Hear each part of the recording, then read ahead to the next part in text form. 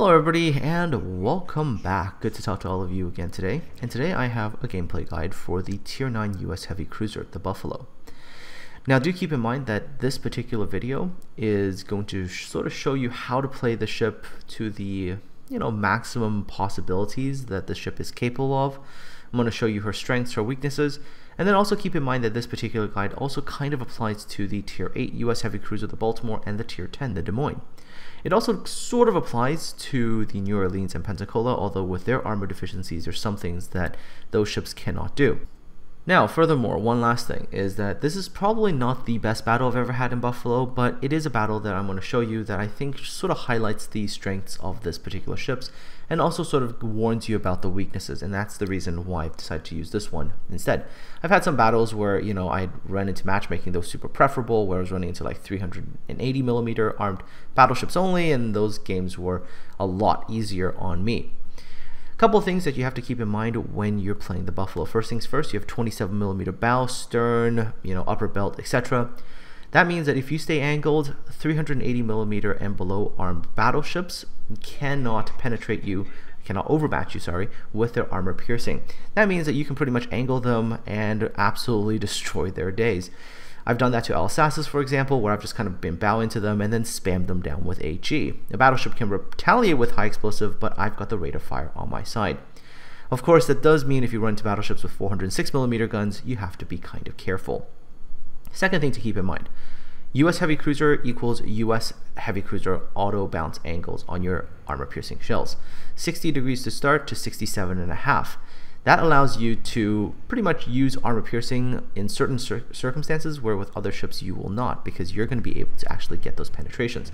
Don't be afraid to use the armor piercing. You don't have to 100% depend on the high explosive. One last thing sort of to keep in mind is you have 12 guns. If you are going to see cover behind an island, try to position yourself in a way that you can try to maximize as much firepower as you can. Sometimes it does necessitate you only using the forward 2 guns or the rear 2 guns, but at least try your best to position in a way where you can get all of them into action. So, what do you do as a Buffalo at the start of a game? The beginning part of any USN Heavy Cruiser gameplay is a very sort of defensive holding kind of gameplay. So what you're going to do is you're going to try to find an island, and you're going to try to make that island your waifu. So in this particular case, I'm going to utilize this island here at around D8, D9, and I'm going to get behind this. One, this island is going to provide me with cover against enemy ships, and two, it's going to provide me with decent arcs of fire. Now, you'll see what I'm going to try to do is I'm not going to just point my bow directly at this island and just immediately shove myself in there. I'm going to try to keep myself in this kind of an angle where I'm going to be able to get all 12 guns out, at the same time getting sufficient cover that I don't get spotted and cannot get shot at.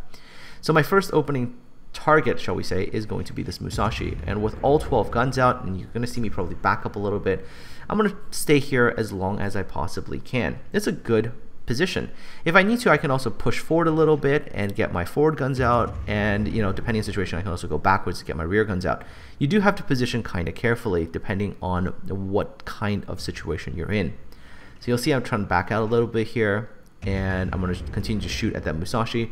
I'm going to try, of course, not to expose myself because I don't want to take any shots from a Musashi, as that ship can basically ignore the 27mm plating that I have. Furthermore, in your initial positioning with the Buffalo or Baltimore Des Moines, you of course also want to be in a position where you can get as much radar coverage of a cap as you can have.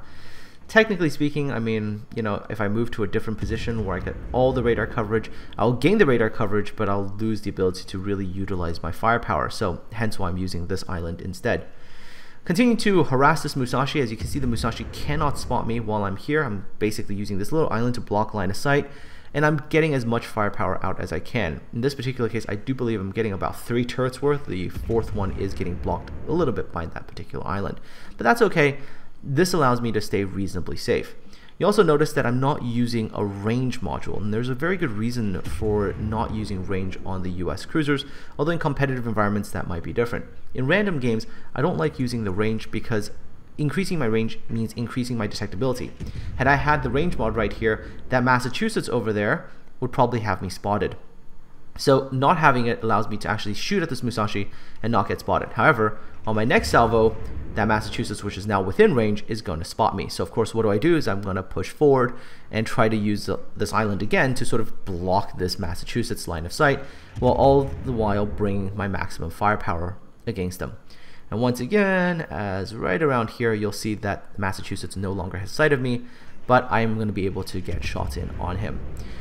Yep, and that's pretty much the beginning phase of US heavy cruiser gameplay. You are sort of in a defensive, more holding position, but there is going to be a time where as a US heavy cruiser, you are absolutely required to be aggressive and push. Enemy Asashio right here in front of me has deployed smoke, so there's a very good opportunity that I'm going to be popping radar very, very soon here. I'm just holding off a little bit here. There we go, popped it. And the reason why I've held this particular radar in this particular circumstance is because I had a division mate who was ready to hit him with SAP. So he told me to hold the radar just for a little bit and pop it when he was pretty much ready to shoot. I do really screw up the salvo against the Asashio. Technically speaking, if I was a little bit more patient, like on this particular salvo, I would have done a bit better. I was in a tiny bit of a rush, so when I saw him kind of twitch a little bit, I thought he was going to turn, so totally led that salvo incorrectly, and really needed a little bit more patience on this one. But normally speaking, with the Buffalo's firepower, at that kind of distances, you can hurt some destroyers quite badly. So once again, there we go. You'll see this is the reason why I'm sort of in this position. I don't need that Massachusetts to be able to get really good shots into me because, again, 406mm battleships can really, really hurt. One other thing to keep in mind that when you're playing the Buffalo is that you need to equip the propulsion module. And the reason why is because with all US cruisers, you spend a lot of time around islands, and the ability to accelerate, decelerate, sort of push forward, push backwards quickly is very, very important. And you'll notice that in one particular case later on, that actually does save me, as there is an enemy destroyer that has actually managed to slip by through the middle, and it's going to get on my side and is going to get those torpedoes off. And having that propulsion module is going to allow me to actually minimize that amount of damage. Enemy team, again, quite aggressive on this particular flank, and so no real reason right now as of this moment for me to rush out and to get myself in front of all of these big ships that can actually hurt me. Massachusetts is not enjoying getting hit from, a ship that's behind cover that there's no way for him to retaliate. So the Massachusetts, you'll notice, is eventually going to start backing away. Musashi is also in a very uncomfortable spot, getting farmed by a lot of things. So far so good. I see an enemy torpedo wave coming, but that's not anything I have to worry about as I have this big hunk of an island in front of me. Alright, continuing to farm for more damage, and you'll notice that by this point in time I've done reasonably well damage-wise, farming these battleships down, but eventually there's going to be a time and a place where as a Buffalo and as a Baltimore and as a Des Moines, you're going to be required to push and make a move. So here comes. There's the torpedo wave, and you'll notice that if I was on a regular situation without an acceleration module, my ship would be a lot slower to accelerate, and I'd probably be eating more of these torpedoes here, and that could have been a devastating strike for that destroyer. But because of the propulsion module, I'm able to get out there pretty quickly, away from the torpedoes, and no issue at all. Alright, so unfortunately, by going out, I've made myself, let's just say, a target, right? Now, Massachusetts probably wants some revenge because I've just come out. And so this is the other thing you have to understand when you're playing the Buffalo is what is your ship capable of in terms of protecting itself. And while the Buffalo does have, like I mentioned, 27mm all over, if you actually pay close attention to the Citadel placement, Buffalo's Citadel placement is in a position that's not always the easiest to hit. So it does allow you sometimes to sort of cheat your way out of dangerous circumstances. You kind of bait your shots as much as you can, and you try to get yourself out of trouble. Of course, Moskva being there, it's kind of take a few hits, try to get behind cover. Once again, the Zhao, way underestimating my armor piercing, shows a little bit too much side, and with any engagement against US heavy cruisers, if someone just shows you a little bit too much side and you have AP loaded, you're going to be able to get good damage. Alright, turning to my left. Why? Because I need to get into hard cover again.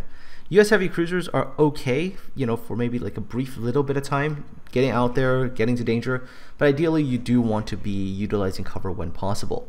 However, I did mention earlier that with the Buffalo, with Baltimore, with Des Moines, there's certain points in times where the aggressive play can happen. So I'm looking at it right now. Moskva's pretty low at 6,000 HP. Is getting a heal off, I do believe, right there. Yep. But that Moskva is kind of broadside.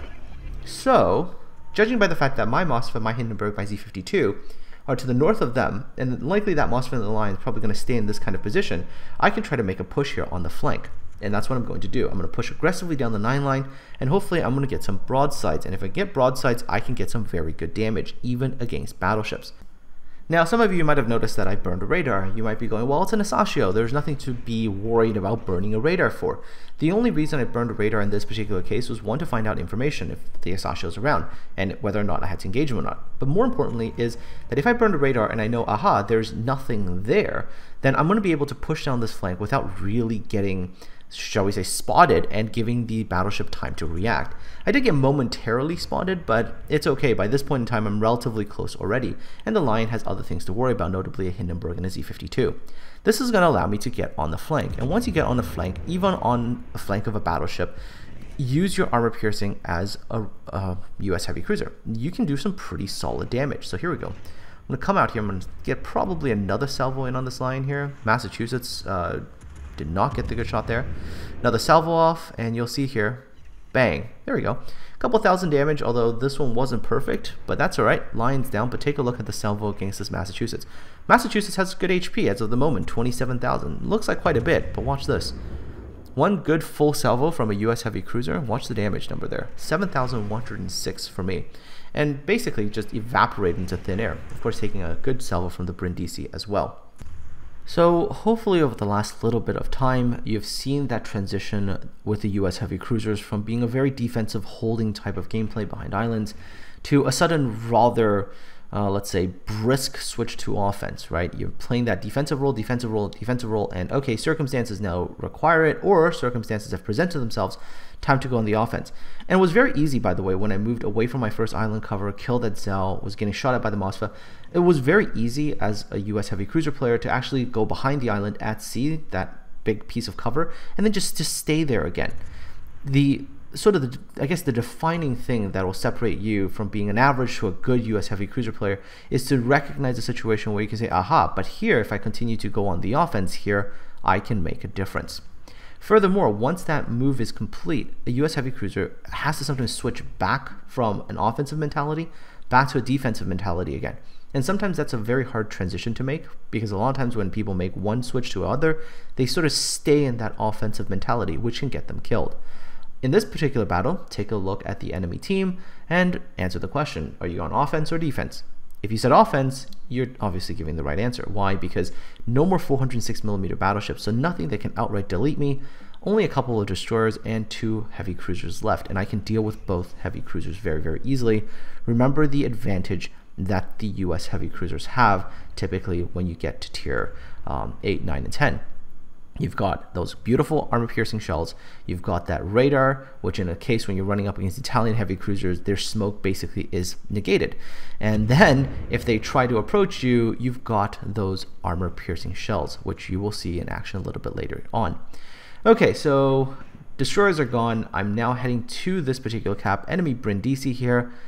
Alright, hopefully this Brindisi gives me enough of a side to shoot at. I've already switched over to armor piercing because I know that that's pretty much what I'm going to be using if he gives me the right opportunity. Of course, Brindisi decides, heck with it, I'm going to show broadside to another Brindisi and a Moskva. Well, you can kind of expect the situation to go not so well for that particular ship. Here's my armor-piercing salvo, but before my shells really even get there to do any real damage, somebody else has already done it, but I do manage to pick up the kill. Yay! Why not?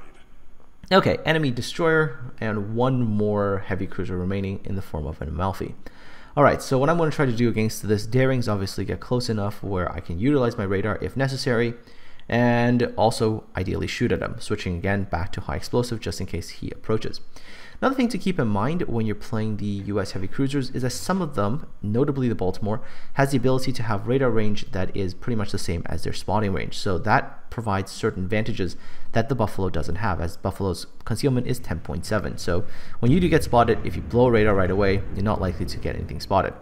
Daring here made a bit of a oops moment, got within range. Now there's no escape. I will either chase him down, shoot him, or if he decides to pop a smoke, then I have a radar waiting for him, but looks like he's probably going to die before that happens.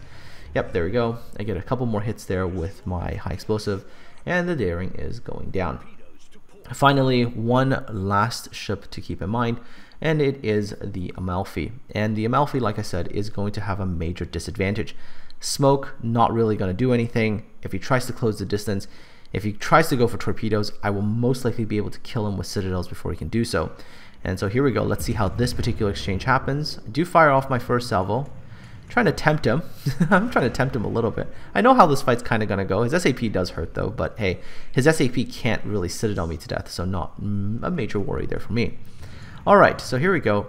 Amalfi is trying to do this, and watch what happens here. Before I know his AP is able to take real effect, he's still using SAP actually, right around this particular angle here, this is when I can just about fire off my shells. And at this kind of an angle, when his armor piercing is not going to be able to Citadel me, my salvo is going to absolutely devastate him. And you can see that, boom, there, quadruple Citadel. I actually do not get the kill, as typical of my life when I play this game. I get the Citadels, but never the kills. And as you can see, I drop him to like 900 health and don't get the kill, as typical of my typical World of Warships gameplay. I get the Citadels, but not the kills. So this particular game, you know, all around pretty good. 149,000 damage. I got 6 Citadels. I sink 3 enemy ships. Didn't get the kill at the Amalfi at the end, but that's okay. 466,722 credits earned, 9,896 experience. That's all pretty darn good. Take a look at the detailed team score here as well. There we go. So base experience 2263. So typically I see any game as, you know, being over 2,000 base experience as being pretty good. My division mates actually do pretty good as well, but you know, hey, I'm happy with this game overall. Take a look at the numbers here, and you see again sort of a nice balance between fires, HE, and AP damage, right? I actually do get some pretty solid AP damage, and don't forget to use that. And finally, credits earned with a premium, 281,652.